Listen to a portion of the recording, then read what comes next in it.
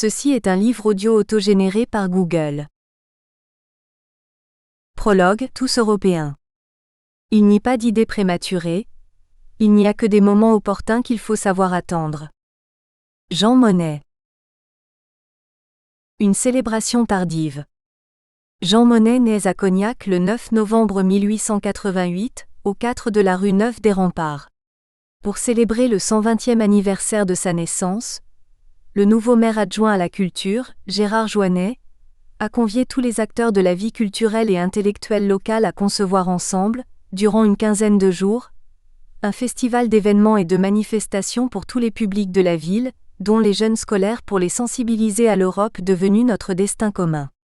Manifestations impulsées par les nouveaux élus municipaux, les précédents de filiation gaulliste ayant tardé à lui rendre hommage, la querelle Monnet-de Gaulle était encore trop prégnante. Deux raisons m'ont incité à redécouvrir Jean Monnet. En 1872, une de mes arrière-grand-mères, Anna Spey, tchèque de naissance et autrichienne de nationalité au sein de l'Empire austro-hongrois, rencontra un de mes arrière-grands-pères, ingénieur et inventeur d'un système de pompes urbaines, lors d'un bal donné pour la Foire universelle à Vienne, faisant de leurs descendants des métis européens. En 1987, une conférence passionnante de François Fontaine, son dernier collaborateur, m'entraîna dans une lecture gourmande de ses mémoires. Cette proposition de célébration, 20 ans plus tard, a réveillé mon intérêt. Un homme d'action qui réfléchit dans l'action et à partir de l'action ne pouvait pas laisser indifférent l'auteur de ces lignes. Par ailleurs membre actif du réseau MCX, artisan de plusieurs démarches de coopération économique et culturelle originale, surtout quand cette action hors du commun et multiforme traversa le XXe siècle en y laissant des traces profondes et des germes puissants au service de la paix et de la coopération entre les humains. Un homme qui a mené tant de vies différentes à de très hauts niveaux de responsabilité dans les secteurs privés, le négoce, la banque, publique, la Société des Nations, le plan, l'ACK, et associatif, le Comité d'action pour les États-Unis d'Europe, qui en a tiré des mémoires d'une immense intelligence et cognassé d'origine par surcroît, ne pouvait que s'avérer motivant à redécouvrir à travers l'étude de la richesse et de la complexité de sa pensée et de sa vie, inextricablement entremêlées. L'objet du présent travail fut présenté dans une première version réduite, le 9 novembre 2008 à Cognac au musée Wilmot de la Société Hennessy, pour le 120e anniversaire de sa naissance. Une focalisation cognitive. Le but du projet est alors clairement défini mais s'avère particulièrement délicat. Il s'agit de tenter de cerner la pensée d'un homme d'action d'une envergure exceptionnelle. Jean Monnet m'a captivé comme précurseur non pas seulement pour son action historique, mais pour ce qu'il en tirait comme enseignement, et ce principalement à travers ses mémoires. Intérêt pour sa pensée avec les précautions qui s'imposent sur ce type de document déclaratif, même s'il est le fruit d'une collaboration. Et aussi parce que cette écriture n'est plus à chaud, elle a décanté 30 ans à 60 ans après, et sans doute filtré, tamisé, distillé des épisodes difficiles, comme le combat politique entre Giraud et de Gaulle au printemps de 1943 à Alger. Un complément de ce travail pourrait s'appuyer sur les autres ouvrages qu'il a publiés ou laissés paraître, L'Europe et l'Organisation de la Paix, First Edition, Lausanne 1964, Les États-Unis d'Europe, Robert Laffont, Paris 1992, Repères pour une méthode.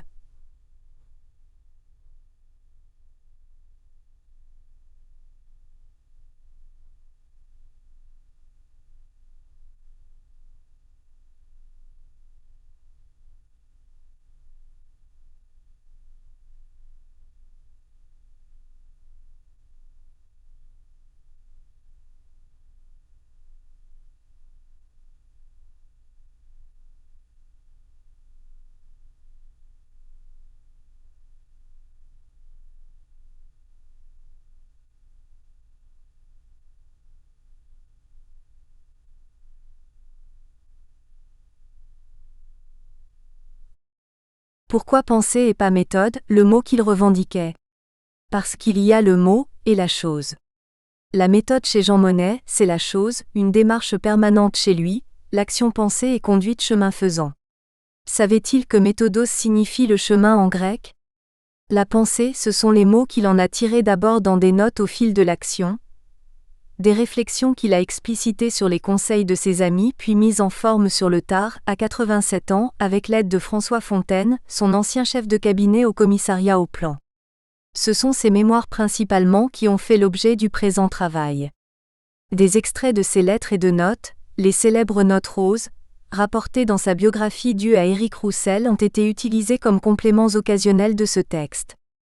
Je me suis intéressé notamment à la naissance d'une pensée de la reliance, terme perçu comme synonyme dans un premier temps de coopération entre les hommes, mais le mot coopération s'est malheureusement déprécié par l'emploi discutable qui en a été fait tant dans la coopération france-africaine que dans la coopération agricole, souvent trop peu à l'écoute de ses coopérateurs. Le terme récent de reliance a reçu d'Edgar Morin une signification bien plus large, la relation mais aussi ses effets, et plus pertinente comme nous le préciserons au chapitre 2. Se centrer sur la naissance de cette pensée invite à la détection des germes, à l'observation des signaux faibles comme disent les prospectivistes, c'est-à-dire à l'émergence de connaissances nouvelles qui seront élaborées explicitement plus tard par des chercheurs de profession. Elles sont nombreuses chez Jean Monnet, comme nous le verrons au fur et à mesure de notre exploration. Jean Monnet fut ce qu'on appelle aujourd'hui un praticien réflexif, un homme d'action qui produit des connaissances actionnables, c'est-à-dire utiles dès lors qu'elles sont transmises. Les différentes lectures des pensées ici inventoriées surprendront peut-être ceux qui ont connu Jean Monnet de son vivant, tant les pensées vivent une seconde vie après la mort de leur auteur. Comme toute œuvre humaine, elles acquièrent une certaine autonomie et peuvent manifester longtemps après leur puissance. Richesse des cultures et de la transmission. Les nombreux échos reçus lors de mes conférences autour de ce livre confirment cette analyse. Une instrumentation progressive. Cette étude de la pensée de Jean Monnet a été menée en plusieurs étapes, elles aussi en interaction constante et en itération multiple. Tout d'abord une relecture attentive des mémoires et la collecte des éléments les plus significatifs à mes yeux, soit un regard assurément subjectif. Mais y a-t-il des regards qui ne le seraient pas ? La physique moderne nous enseigne aujourd'hui que l'observateur est toujours dans l'observation, qu'il n'y a pas de point de vue unique et transcendant qui délivrerait le Graal de la vérité vraie. J'ai ainsi cueilli, comme disent nos amis québécois, plus de 240 énoncés au sens de la sémantique, qui sont devenus autant de citations pour l'historien et dont une demi-douzaine sont restées célèbres. Puis une étude des textes sélectionnés s'est engagée sous 3 axes. L'ordre chronologique en tout premier lieu, à partir d'un repérage temporel de son histoire entre 1906 et 1979. Une partie des citations sera mise en correspondance avec la date de leur production, mais nous n'avons pas été jusqu'à repérer systématiquement l'évolution de cette pensée en fonction de son âge et des circonstances. Une approche terminologique par repérage des occurrences lexicales, c'est-à-dire des mots les plus présents dans un ordre décroissant. Il serait intéressant de compléter cette analyse sommaire par un dénombrement rigoureux, si ces textes sont numérisés. Enfin une étude sémantique par dégagement des thèmes puis de sous-thèmes, homogènes par leur sens, soit un travail de catégorisation et sous-catégorisation. Avec cette précaution pour éviter la réduction d'une pensée souvent complexe, à savoir la possibilité que nous avons utilisée à plusieurs reprises de pouvoir placer un même énoncé dans plusieurs catégories, tout en recherchant la dominante du sens, de la signification. Le focus, dit-on aujourd'hui dans un néologisme peu élégant. Une construction attentive. Cette relecture particulièrement attentive des mémoires de Jean Monnet m'a ravi et révélé nombre de dimensions de l'homme que je n'avais pas vues il y a 20 ans. Elle est la source de l'organisation des résultats qui suivent, et des très riches débats que me vaut la diffusion de ce livre. En premier lieu, il s'agira de construire une vue d'ensemble, le terme qu'il préférait à synthèse, une vue globale de sa vie si riche en événements traversant pays, fonctions et statuts. Le contexte actuel se révèle particulièrement pertinent pour étudier la vie de Jean Monnet trop souvent réduite à quelques bribes approximatives, la guerre, De Gaulle, le plan, l'Europe. Un deuxième temps, véritable cœur de l'ouvrage, sera consacré à la pensée de Jean Monnet à travers les résultats détaillés de la démarche d'analyse lexicale et sémantique de ses mémoires, y compris des surprises qui m'attendaient dans ce voyage. Elle s'arrêtera sur 9 thèmes majeurs, imbriqués tout au long de sa vie et de ses mémoires. Bien sûr, le lecteur n'épousera pas systématiquement notre point de vue, il ne partagera pas toujours le sens que nous attribuons à tel ou tel propos, mais nous aurons tous les deux, lui et moi, travaillé le sens des mots et le sens d'une vie. Soit ce qui est aujourd'hui le plus important, la question du sens, dans ses deux acceptions, signification et orientation, entremêlées. Je proposerai enfin au lecteur un éclairage complémentaire et transversal lié à son action si entreprenante, même si ce fut souvent dans une extrême discrétion. À savoir un regard centré sur Jean Monnet en tant qu'entrepreneur hors norme dont l'action créative est pleine d'enseignements pour les créateurs et dirigeants d'entreprise.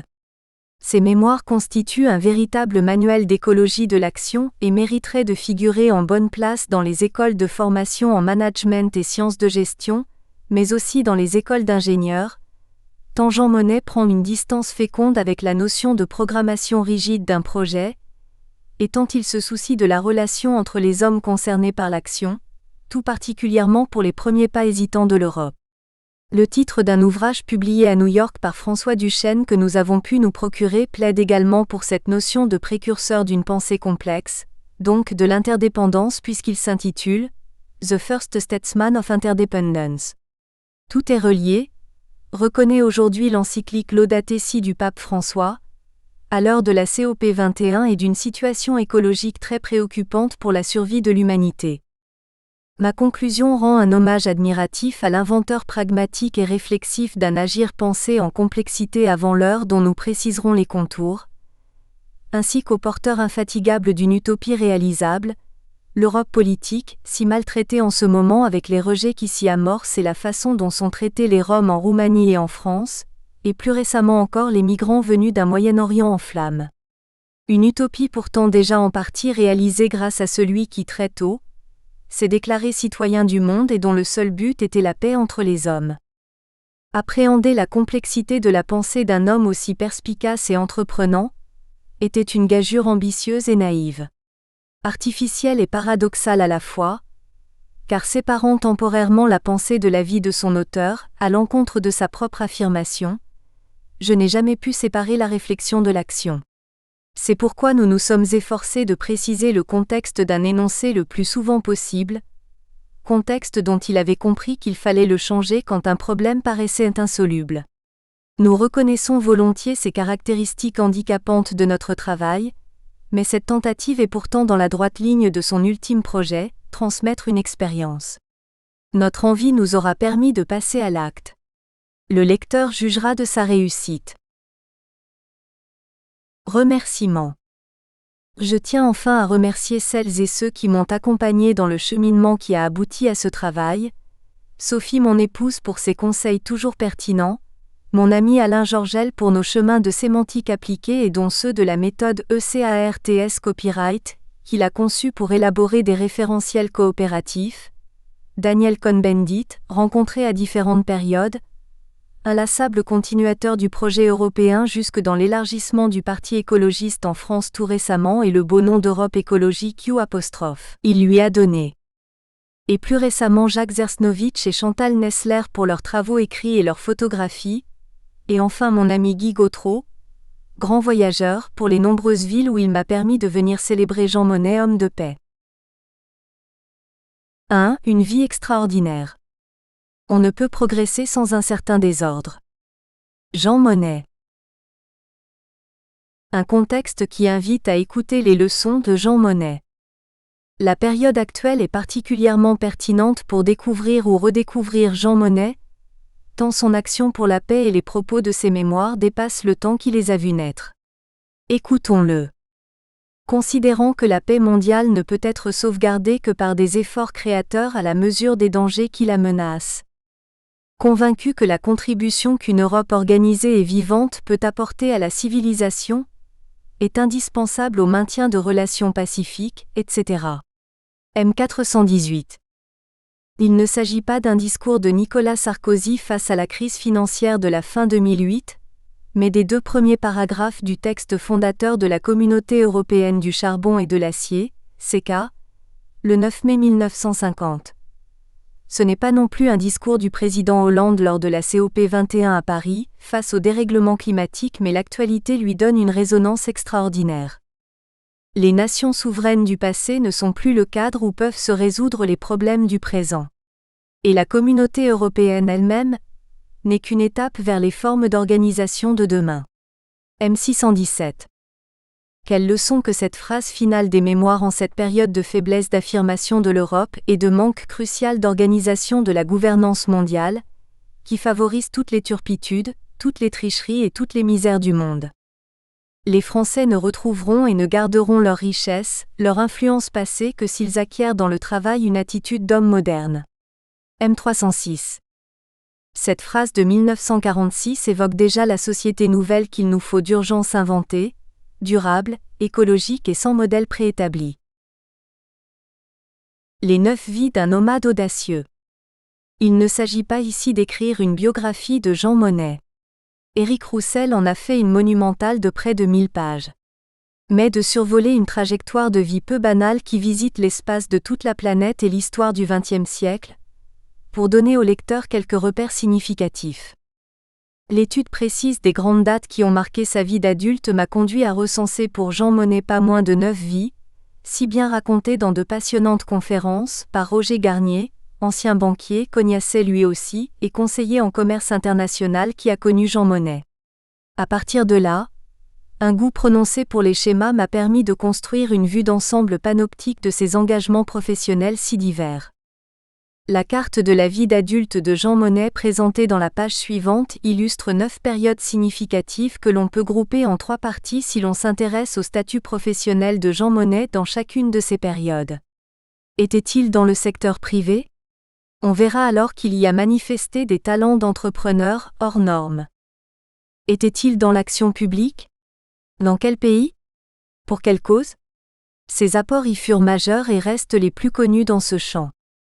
Était-il dans un 3e registre, appelé aujourd'hui économie sociale et solidaire, dont une des composantes principales est le champ associatif ? Ce sera le point d'orgue de son action et de son apport direct à l'histoire. Il continue à nous faire rêver des États-Unis d'Europe, malgré les différences de contexte qui ne permettent pas la reproduction à l'identique. L'impulsion ainsi donnée n'a pas faibli, mais elle a pris des formes et des fortunes diverses que nous évoquerons à la fin de ce livre. L'originalité de la vie de Jean Monnet est que ces 3 périodes s'équilibrent en durée sans qu'il l'ait voulu en quoi que ce soit. Il reconnaît explicitement avoir toujours été guidé à la fois par les opportunités qui s'offraient à lui, pour être servir des causes qui lui semblaient justes, et par les nécessités de l'action. Chaque étape s'est enrichie des leçons tirées des précédentes, et de l'énorme carnet de relations mondiales qu'il s'est construit au fur et à mesure. Secteur privé ou mieux secteur de l'entreprise marchande ? Il y aura passé 24 ans en 2 périodes séparées, et 3 étapes distinctes de par la nature des fonctions exercées. Nous les avons appelées les vies 1 et 4. C'est la même durée de temps qu'il aura donnée au service public de l'État en France, en Angleterre et aux USA, soit 24 années en 2 périodes séparées et pas moins de 6 étapes. La première période comporte 2 étapes liées à la Première Guerre mondiale, soit les vies 2 et 3. Sa seconde période de vie publique comportera 4 étapes toutes très déterminantes pour lui mais aussi pour l'histoire et l'époque actuelle, soit les vies 5 à 8. Parcourons-les brièvement, en incitant à nouveau le lecteur à plonger dans ses mémoires tant elles fourmillent d'anecdotes aussi étonnantes qu'instructives, et que l'on peut se demander comment certains moments particulièrement dramatiques n'ont pas encore fait l'objet de scénarios pour la télévision ou le cinéma.